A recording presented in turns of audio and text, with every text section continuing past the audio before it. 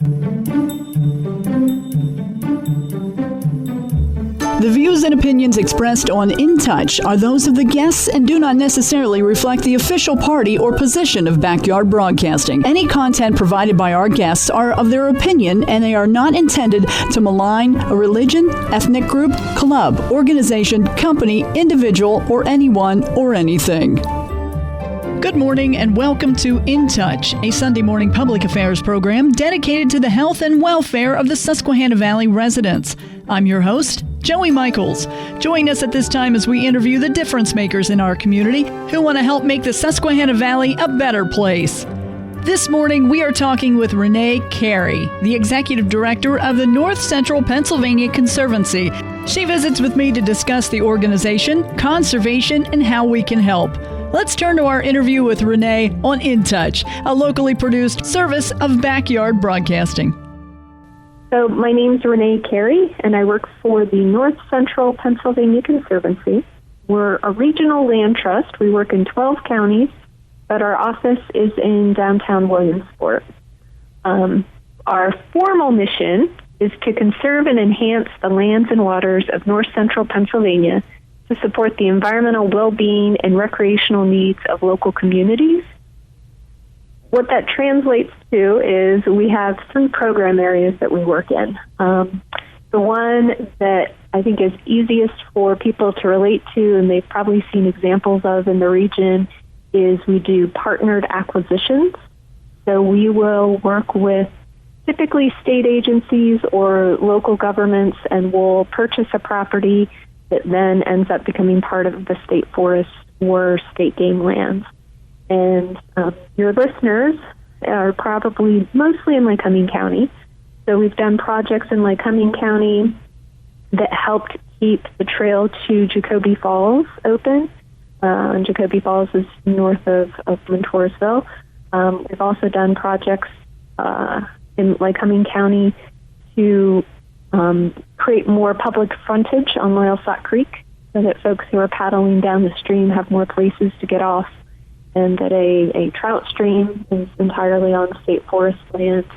And we've done a couple of projects along Pine Creek and the Pine Creek Rail Trail that are in Lycoming County that have increased parking areas and access points to the Pine Creek Rail Trail and to Pine Creek itself.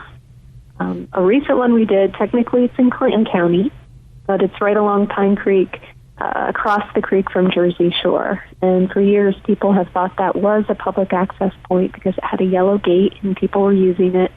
And when the private landowner decided that they wanted to sell the property, we worked with them to purchase the property, and now it's part of the Ty-Dotton State Forest and is a public access point to Pine Creek. And it gets used quite a bit. I was just there the other week, and a gentleman came with his lab, and it's the lab's favorite thing to do is go and play get the stick out of the creek and swim around for a while. So that was kind of fun to see folks using that access point. One of our other program areas we work in is improving or maintaining local water quality. So in our region, there are some streams that are agriculturally impaired. So typically this means that there's sediment or dirt either washing into the stream, or more often than not, eroding stream banks are causing the dirt to get into the stream. So working with private landowners and our partners in the County Conservation District, the Fish and Boat Commission, and the Department of Environmental Protection, we design projects, get the permits, and secure the funding, and then work with the private landowner, and we stabilize the stream banks. If it's a farming operation and they need stream bank fencing and are willing to do that, we pay for the stream bank fencing. If they need to get animals or equipment across the stream, we'll put in a stabilized stream crossing to also help reduce the impacts that the animals or the livestock, the equipment is having when they cross the stream. So working to keep dirt from entering into streams. And a lot of times these streams have become over-widened, so the structures will actually help return the stream to a more normal, or natural, I should say, more natural width, which long-term is also helpful for all of the fish that live in that stream. Typically, they're used to a certain water temperature or water depth, and the projects help get back to that. We also work with private landowners who want to keep their property in private ownership but want to conserve it. So using a conservation easement, we outline how the property can be used, typically that it can be used for farming and forestry activities, and that other uses are not allowed. And then we work with that landowner and all future landowners to make sure that that's how the property is used, and that it's being managed in a sustainable way with a long-term vision. You work with the waterways and with the land. Yep. We do projects that to conserve the land and the open space and help keep public access to the trails and the forests that we have in the region, to help keep forest management happening on private properties, and then also do projects that help improve water quality. And the two are really tied together. What happens on the land impacts the quality of the streams that run through that land or that land drains into. So working on both aspects kind of allows us to offer more things to landowners. We can help them keep the property as a forest, and we can also help stabilize the stream banks and help get the stream back to a more natural condition. What state departments do you work with? I mean, what agencies come in to give you an assist on this? Sure. So we work with them all in so many ways. The Pennsylvania Fish and Boat Commission helps us a lot with our stream bank projects and our water quality projects, as does the Department of Environmental Protection. They provide some design assistance and permit input. We also, our acquisition projects that we do, the partnered acquisitions, are generally done with either the Bureau of Forestry or the Game Commission. We've worked with both of those entities. We also work with the Bureau of State Parks. We have some grant applications out right now to do some stream bank stabilization work with them to help improve the water quality in state parks in the region. And I hit them all. I think I've hit them all. And every once in a while, PennDOT gets involved because of a project we're doing being in a road right-of-way. So sometimes we even are working with PennDOT. The River Keepers, for example, they said 11,000 square miles. So what kind of area are you folks tied into, or is there any place that you are centered? Sure. So our office is in Williamsport, but we work in 12 counties.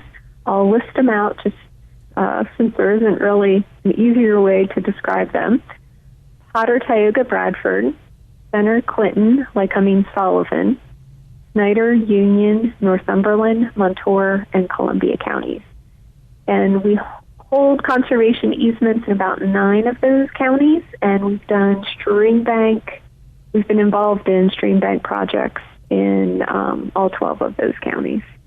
And our partnered acquisitions, a lot in Clinton, Lycoming, Tioga counties, just because that's where so much of the state land already is.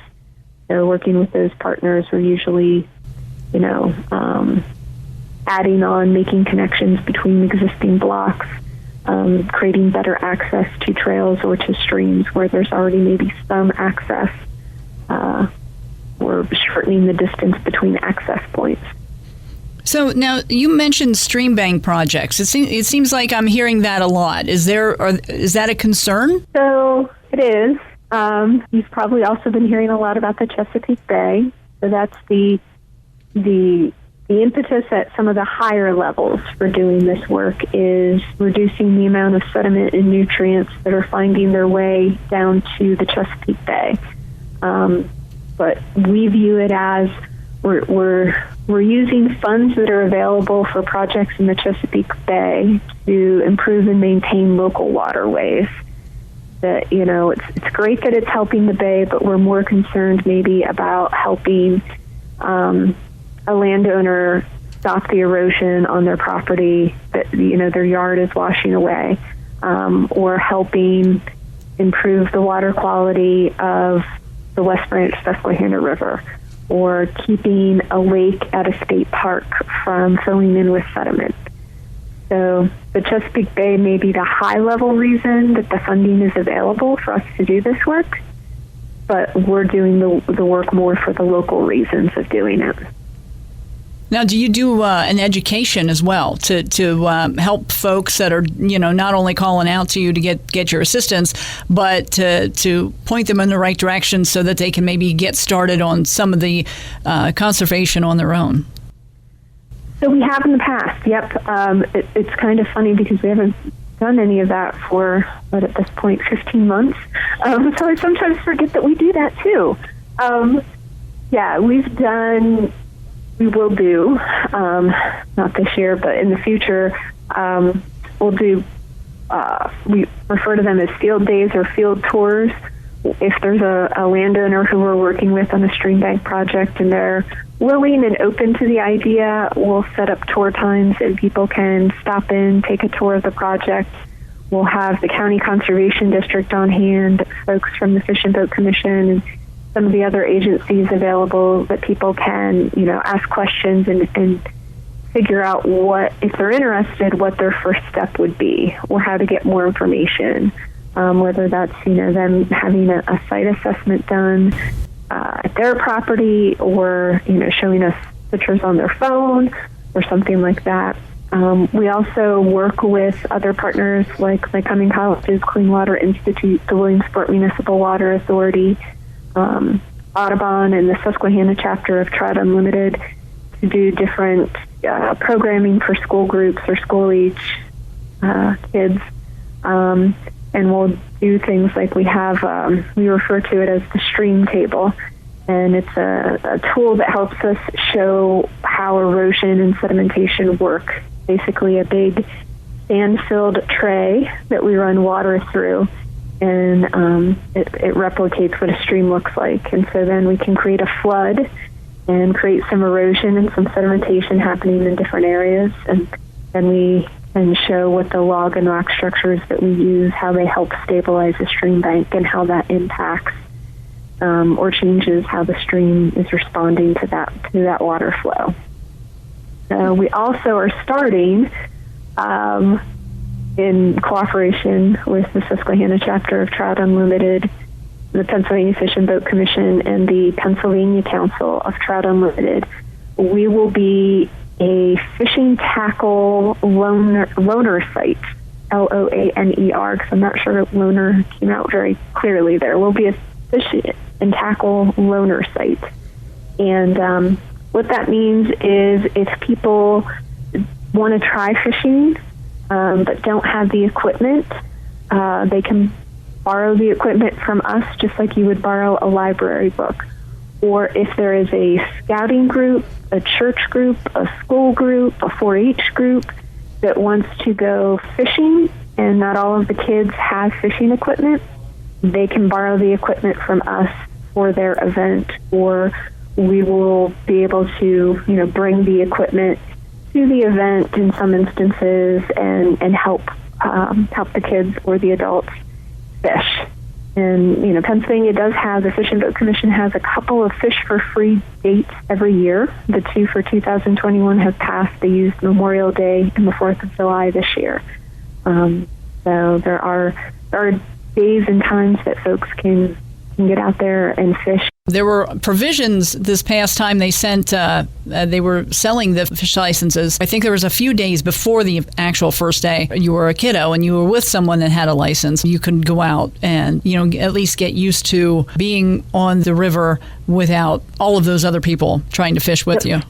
Yeah, they typically do in the spring I forget what they call it, but that kids can trout fish for a week before the regular season opens. And so as long as there's an adult with a license who's helping the kid, they're good to go. So different programs to try to help people who maybe don't have a family member who can show them how to do it. other ways that they can get those experiences. The listeners, what can they do to work towards this goal that you guys have of making sure there's clean water and, the riverbanks are taken care of and that everything is maintained so everybody can conserve so it lasts longer? So if some of the listeners do live along a waterway, whether it's a little creek or stream or run or even the river, not mowing right up to the edge of the stream, letting the grass along the stream get a little bit higher, maybe letting some shrubs or planting some shrubs and trees along there. It'll look messy for a while, but what that's doing is the roots of those plants will help hold that stream bank in place so it won't erode away. The other thing it does is if there is sediment or other things washing off during rain events, it'll catch them at the edge of the water and they won't end up in the stream. So you will have maybe some little bit of extra yard work to do after a high water event of maybe, cleaning out or cleaning up that vegetated area, but it really helps the waterways out a lot. If you don't live near a stream, you can still, like the Middle Susquehanna Riverkeeper noted, use less fertilizer, or even letting your grass get a little bit longer than you normally would lets that root system build out below the ground. And so the deeper the roots go, the more pockets it creates in the soil, so that when you do have a rain event, more of that water will absorb into the ground instead of running off. So that will help your groundwater recharge. So if you're on a private drinking well, that's a good thing to get as much water down into the ground and make sure that you're replenishing your drinking well and letting your grass get a little bit longer than a lot of folks do helps with that. And looking at, landscaping you can do around your house. If you can plant native plants as you're changing things up or switching things out, that will help. They need less water, and a lot of the birds and butterflies that are common in this area, again, have some role or some need for those plants. So you're helping out wildlife too. Did you notice any issues when the water levels are low? Any concerns that happen when the water does come back? I mean, are there concerns for, you say, riverbanks and more soil erosion than not? If those things would dry out a lot, we've probably all had that experience of you forget to water your hanging basket, and then for a couple of days, and then when you go to water it, instead of the water absorbing in, it kind of runs off until the soil gets enough water into it that it can absorb soil. So the same thing could possibly happen with riverbanks or small stream banks and stuff, right? If they would dry out so much, the first time that rain would come, it might not absorb in as much. It might cause more erosion. A lot of the fish and macroinvertebrates in the area have somewhat adapted to that, where they can find moisture, find water, or they move out of the areas that dry out and move into other areas and go up those smaller runs and smaller streams. Okay. Now, are you concerned at all with the temperatures? Has it been really that different than in years past? Well, I'm not a scientist by training. So, and what I've been reading and what I am hearing from the scientists I do interact with, they are seeing changes. One of the things that we help landowners do who are interested is put trees and shrubs along stream banks and do those plantings in the riparian buffer area, create a riparian buffer, because a lot, trout especially, but a lot of fish species need cooler water. And so if you've removed all of the trees and shrubs and, have just mowed grass up to water's edge, there's no shade and that water will heat up pretty quickly, and that will impact what can live in that water, both the fish species as well as the macroinvertebrates or water bugs that live there. And having, even a single row of trees providing shade on that stream can make a huge difference for the fish that live in that stream. The more shade, the better. But, as we've developed different areas or changed our development patterns or, landscaping, I'll say landscaping has changed. A lot of riparian buffers have gone away, and it's become more of a mowed look. And, not having that shade on the water increases the temperature of the water and then impacts the fish that can live there. Wow. So when you think about it that way, boy, one thing really affects another to the point where you can literally change the landscape of a waterway. Mm-hmm. Yeah. Yeah. It a lot of times doesn't take much to have a impact that you're not even maybe thinking of or aware of. We're fortunate, if we live in North Central Pennsylvania, we're fortunate because we have access to, farm fresh produce. There are farm stands, there are farmers markets that we can go to buy in-season produce, all year long. We have access for hunting, fishing, hiking, bird watching, paddling, floating in an inner tube. We have all of those recreational aspects that we can take advantage of. And I feel like the North Central Pennsylvania Conservancy, what our mission is to help make sure that we have those assets and that future generations do too. That the ability to have local food is still there. The ability to go for a hike is still there, to ride the Pine Creek Rail Trail, to go fishing. That the access and open space we enjoy now is here for future generations too. Big thanks to Renee Carey, Executive Director of North Central Pennsylvania Conservancy. We talked about the organization, conservation, and how we can all help. Thanks for listening to InTouch, a locally produced service of Backyard Broadcasting.